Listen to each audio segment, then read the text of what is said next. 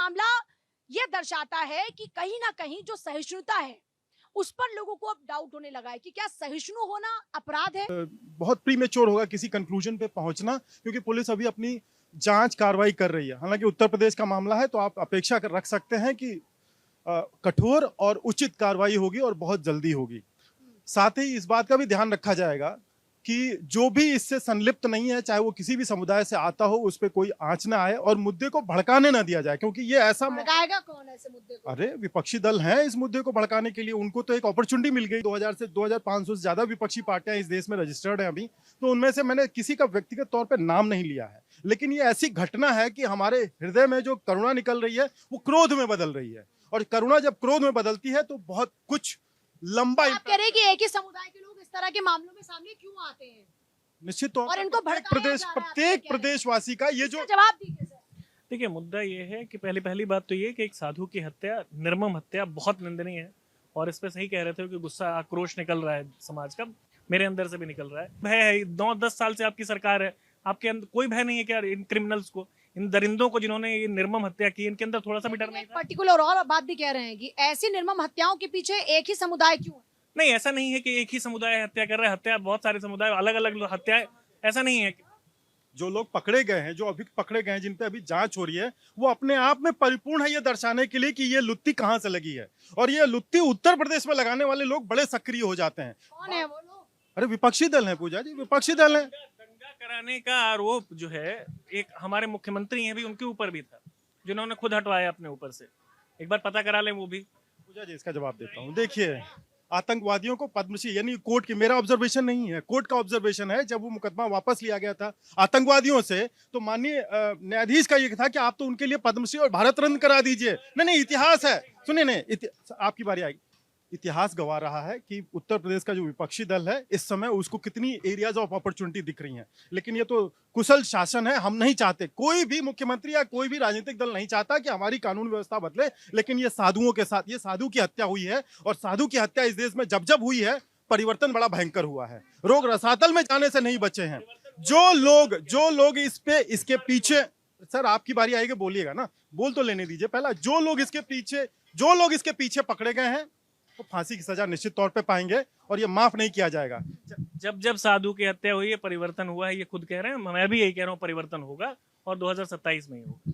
2027 में परिवर्तन की बात कर रहे हैं आप? पहले विपक्ष में नहीं, परिवर्तन अब एक ही शब्द आपको अगर प्रिय, देखिए मैंने कहा ना, वल्चर्स होते हैं, इनको एक ही शब्द प्रिय, जहां पे इनका नैरेटिव, जहां पे इनका नैरेटिव सेट हो रहा है, वहीं पे जहां पे नैरेटिव सेट हो रहा है उसी को देखेंगे, बाकी शब्द और पर्यायवाची नहीं है। बता देता हूँ, वल्चर्स देख लीजिए, कौन सी पार्टी, कौन से लोग इसी चीज की राजनीति पे रोटी सेकते हैं, वल्चर्स वो है। अगर वल्चर होगा, हिंदुओं को थोड़ा सा आगे बढ़ना चाहिए, ये सोचना चाहिए कि उनको अपने धर्म के प्रति, अपनी संस्कृति के प्रति थोड़ा सा जागरूक होना चाहिए, अपने संतों का सम्मान करना चाहिए, संतों के लिए खड़ा होना चाहिए। आप बताइए सर, क्या है इसके पीछे?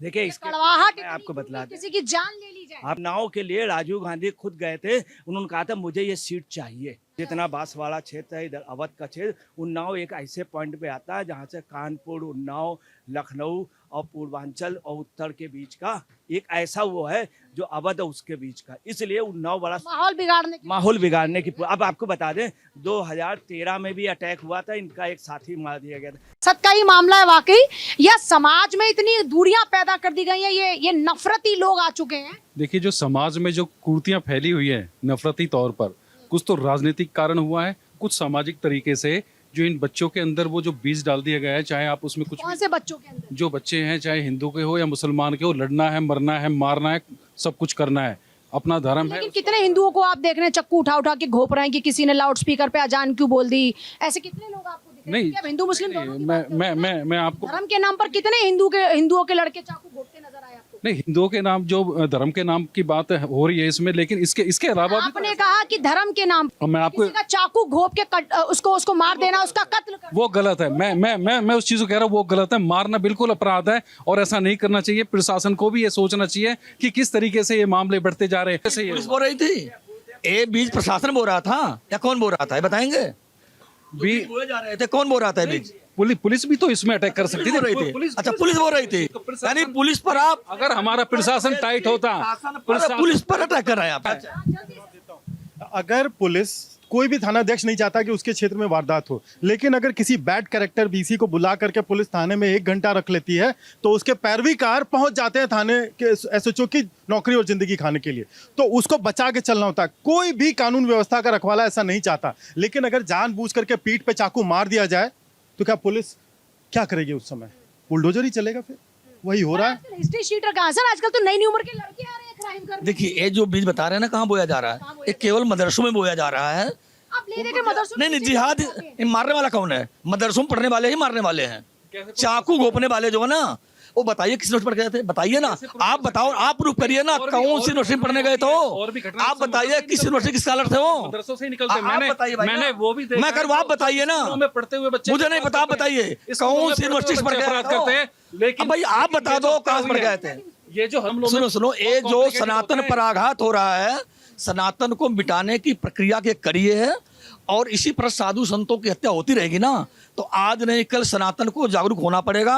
इसका बता रहा हूँ, इसका प्रतिकार करना पड़ेगा, इसका प्रतिकार करना पड़ेगा, हमें मारना पड़ेगा। देखो सुनो, मैं जवाब दे रहा हूँ, सनातन में तो है ही नहीं ना। सुनो, ये तो सनातन में है ही बता रहा हूँ, अब सीखना पड़ेगा, तलवार उठानी पड़ेगी ना। मैथिली शरण गुप्त ने एक पुस्तक लिखी, जयद्रथ वध। जब समर्पण लिखा, उन्होंने प्रस्तावना लिखी कि अन्याय साकर शांत रहना या महादुष्कर्म है, न्यायार्थ अपने बंधु को भी दंड देना धर्म है।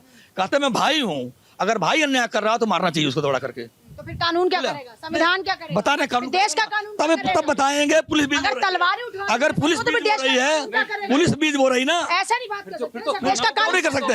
क्यों नहीं? क्या संविधान? फिर सब तलवार ले लेके घूमेंगे। ये तो अंग्रेजों से ज्यादा ताई हो गए हैं। पुलिस वालों को हटाओ। नहीं, ये क्या अदालतें खाली हमारे लिए मार लो हैं? बंदूक। अदालतें खाली हमारे लिए क्या? सबके लिए है। ओ अदालत खाली हमारे लिए है? कहीं ना कहीं तो उनको पढ़ाइए, मदरसों में पढ़ाया जा रहा है। क्यों इतना कैसे नफरत मारा की उसको? बीज बोया जा रहा है? देखिए अभी कुछ दिन पहले ही बकरा ईद मनाई गई है। बकरे को चाकू से हलाल किया जाता है इनके यहाँ पे। झटके से नहीं मारा जाता, तड़पा तड़पा कर मारा जाता है। और उसी दिन बकरा दिन के दिन एक हिंदू की हत्या हुई थी कि बकरा हलाल होते हुए देखा है। और अब ये एक राम भक्त की हत्या हुई है। कसूर क्या है उसका कि एक रेडियो बज रहा था, भजन चल रहा था उसमें, तो भजन बर्दाश्त नहीं है इनसे, क्योंकि इस्लाम में फंडामेंटली ये संगीत से दूर रहते हैं। बिल्कुल तालिबान में देखा होगा ना, तो संगीतकार सब इस्लामिक ही है। उनको तो खारिज कर देना चाहिए। उस हिसाब से इस्लाम के सिद्धांत की बात कर रहा हूँ मैं, कि उन्हें बिल्कुल भी अपनी मस्जिद के आगे से जुलूस, बैंड बाजा, शोर शराबा, ये किसी तरह का भजन कीर्तन ये बर्दाश्त नहीं है। यही कई मानसिकता रही होगी इसके पीछे कि जो चाकू मार दिया गया। वाद विवाद कोई बहुत सारे हो सकते हैं, परंतु ये इनके लिए जिहाद है। इनको जन्नत मिलनी है। 8 साल के बच्चे ये बता रहे हैं कि जन्नत के 7 दरवाजे होते हैं। मौलवी ने ये सिखा रहे हैं।